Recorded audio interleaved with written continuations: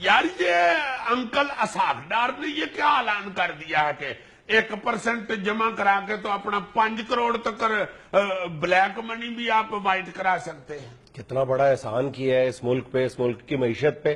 تمہیں یار اپریشیٹ کرنا چاہیے ڈار صاحب کو. نہیں، یہ آسان تو ہر چیز ہے. چوتھے پنجویں سال کوئی نہ کوئی حکومت ضرور کرتی ہے. اس کا غریب آدمی کو تو نقصان ہی ہوتا ہے نا. امیر اپنی ساری جو بلیک منی ہے وائٹ کر کے بیٹھ جاتے ہیں. اچھا یہ بالکل تم نے صحیح کہا، 2-3 سال بعد. اچھا لوگ بھول جاتے ہیں. ایک تو ہمارا جو قومی المیہ ہے نا وہ یہی ہے کہ ہماری یادداشت بہت کمزور ہے لوگوں کی. لیکن بادام بڑا مہنگا ہو گیا. بادام بڑا اچھا ہوتا ہے دماغ کے لیے اور یادداشت کے لیے.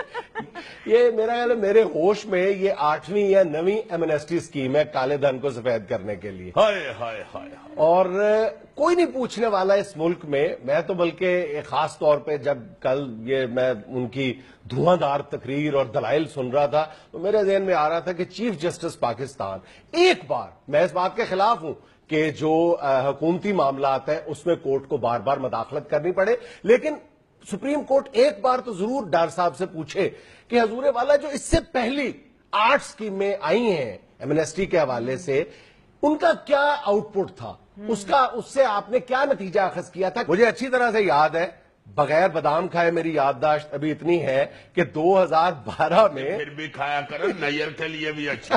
سنو تو صحیح، 2012 میں جب پیپلز پارٹی کی حکومت تھی اور یہی اسحاق ڈار صاحب اس قائمہ کمیٹی میں بطور سینیٹر شامل تھے، تو جب بالکل اسی طرح کی ٹیکس ایمنسٹی اسکیم آئی تھی تو ڈار صاحب نے اپنے ریمارکس میں کہا تھا کہ یہ لٹیروں کے ٹولے کے لیے NRO ہے. یہ نہیں تھا کہا ڈار صاحب نے کہا تھا میں نے پتا میں نہیں اوڑتے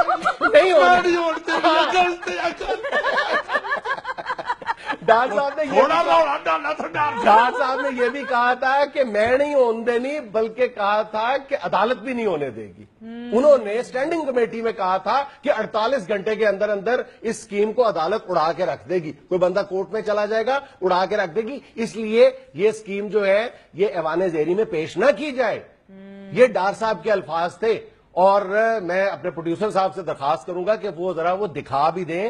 یہ نوائے وقت 29 دسمبر 2012 میں یہ خبر لگی ہوئی ہے، یہ جو آپ دیکھ رہے ہیں اس وقت سکرین پہ، یہ ڈار صاحب کے اسی طرح کی ایک اسکیم کے بارے میں ریمارکس ہیں. برسبیل تذکرہ اسحاق ڈار صاحب کو مسلم لیگ نون کا منشور بھی یاد دلا دوں، کیونکہ اس وقت اس منشور میں کہا گیا تھا کہ کالے دھن کو سفید بنانے اور منی لانڈرنگ کا راستہ روکنے کے لیے مؤثر اقدامات کیے جائیں گے. اور ایک اور بات کہ اسی منشور میں یہ بھی کہا گیا تھا کہ ہم 2018 تک ٹیکس کے ذریعے آمدنی کو مجموعی قومی پیداوار کا 15% تک لائیں گے. اور اب خاموشی سے ڈار صاحب نے غالباً 2 دن پہلے اس 15% کو 13% کر دیا. ہاتھوں ہاتھ پتہ بھی نہیں چلا. منشور ہے یہ نون لیگ کا منشور ہے. تم کہاں سے لے آئے ہو؟ کہیں نون لیگ میں شامل تو نہیں ہو رہے؟ پتہ نہیں بے وقوف سمجھتے ہیں ساری عوام کو پاگل سمجھتے ہیں. ہمارے سروں میں اٹیں وجی ہوئی ہیں جو اس طرح کا واقعات جو ہیں اور اس طرح کے جو اپنے بیانات ہیں ان کو بالکل پسے پشت ڈال کے تو نواں بیان داغ دیتے ہیں اور وہی کچھ کر رہے ہوتے ہیں جس پہ دوسری حکومت پہ کے لتے لے رہے ہوتے ہیں. اچھا پھر اس اسکیم کی اس NRO، اس فائنینشیل NRO کی بدبو کم کرنے کے لیے 2-3 نقطے ساتھ جوڑ دیے ہیں. ایک تو یہ کہہ دیا گیا کہ جناب 5 کروڑ سے زیادہ، یعنی آپ اندازہ کرو 1%، صرف 1% یار، اور اس کے لیے لمٹ مقرر کی گئی ہے 5 کروڑ سے جو کم یعنی 5 کروڑ لمٹ ہوگی. اب ہوگا کیا کہ جن کے پاس کروڑوں روپے ہیں، 50 60 70 کروڑ روپے ہیں، وہ کریں گے یہی. بیچاروں کو ذرا زحمت کرنی پڑے گی کہ اپنے بیوی بچوں بھانجوں بتیجوں، ایون سو مچ سو مزاروں کے نام، اپنے کمیوں کے نام، اپنے ملازموں کے نام پر چند دن کے لیے اکاؤنٹ کھولنا پڑے گا. جب وہ وائٹ ہو جائیں گے تو واپس ان کے اکاؤنٹ میں آ جائیں گے.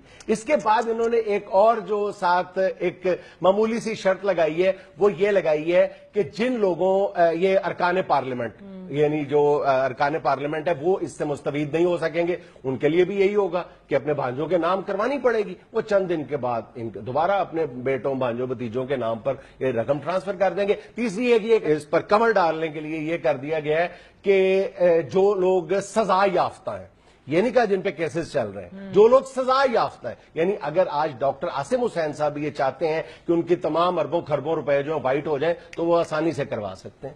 نہیں یہ تو بالکل سیدھا سیدھا صاف نظر آ رہا ہے یار. ہر یہ تو 3-4 بیان پڑھ کے ہی میں ہنسنا شروع ہو گیا تھا کہ یہ کیا کر رہے ہیں. یہ اتنی بھی ان کو سمجھ نہیں ہے کہ اب لوگوں کو سمجھ آنی شروع ہو گئی ہوئی ہے.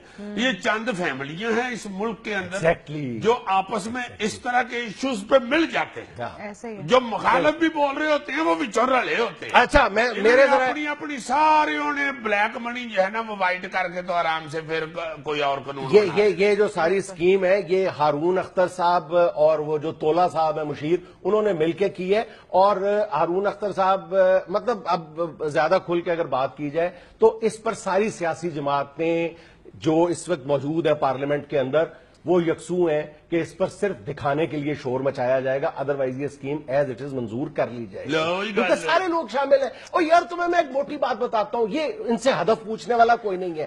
یہ 2013 میں انہی اسحاق ڈار نے یہی اسکیم پہلے بھی دی تھی. اس وقت اعلان کیا تھا کہ 70,000 لوگوں کو نوٹس بھجوائے گئے تھے. صرف یہ اعلان نہیں کیا گیا تھا کہ 70,000 لوگ اس اسکیم میں آ جائیں گے, 70,000 لوگوں کو اپنی منی وائٹ کرنے کے لیے نوٹسز جاری کیے گئے تھے. پتہ کتنے لوگ آئے تھے ٹیکس نیٹ میں؟ پتہ کتنے لوگ آئے تھے؟ 3800. اور وہ بھی پتہ نہیں کہ ٹیکس نیٹ میں اس کے بعد آئے کہ نہیں. اس حوالے سے ایف بی آر خاموش ہے, لیکن 3800 لوگ 70,000 میں سے 3800 لوگوں نے یعنی ایڈمٹ کیا تھا کہ ہمارے پاس بلیک منی موجود ہے. 3800 لوگوں نے 70,000 میں سے. اور اس وقت اعلان کیا گیا تھا جناب پتہ نہیں 70 ارب پتہ نہیں کتنے ارب روپے اکٹھے ہو جائیں گے. پتہ کتنے روپے اکٹھے ہوئے تھے؟ 20 کروڑ روپے. اور غالباً میرا خیال ہے کہ اگر میں بھول نہیں رہا تو 10 ارب روپے کا اعلان کیا گیا تھا. ہائے ہائے ہائے ہائے, یعنی 10 ارب روپے میں سے صرف 20 کروڑ روپیہ اکٹھا ہوا ہے, 1 ارب بھی نہیں اکٹھا ہوا.